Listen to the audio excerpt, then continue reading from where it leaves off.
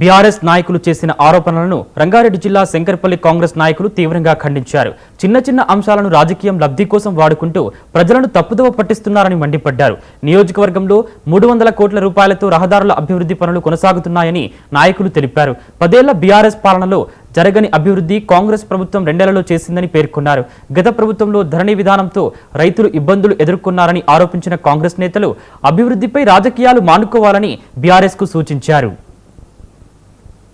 మొత్తం నియోజకవర్గానికి చుట్టూ దాదాపు 300 కోట్ల రూపాయలతోని అభివృద్ధి కార్యక్రమాలకు ఆల్రెడీ టెండర్ దశలోనే నాకు తెలిసి ఈ నెల 2 నెలల్లో ఫౌండేషన్ కూడా ఈ వర్షాకాలంతో అయిపోవడంతోనే వర్కులు కూడా స్టార్ట్ అవుతాయని మీకు తెలియజేస్తా ఉన్నాను. మరి ఎమ్మెల్యే గారి విషయాన్ని మరి వాళ్ళు ఏమంటారంటే ఇల్లు ముట్టడిస్తాం. ఇల్లు ముట్టడియాల్సి వస్తే గత టీఆర్ఎస్లో ఉన్నటువంటి వాళ్ళు ఇళ్ళని ముట్టడియాల్సిన పరిస్థితి వస్తుంది. ఎందుకంటే ఇది వచ్చి 2 సంవత్సరాలు అయింది. ప్రభుత్వం వచ్చి 2 ఏళ్ళు అయింది. ఈ 2 ఏళ్ళలోనే రోడ్లు మేము తొలగలేము, రోడ్లు గుంతలు చేయలేదు ఈ పార్టీ.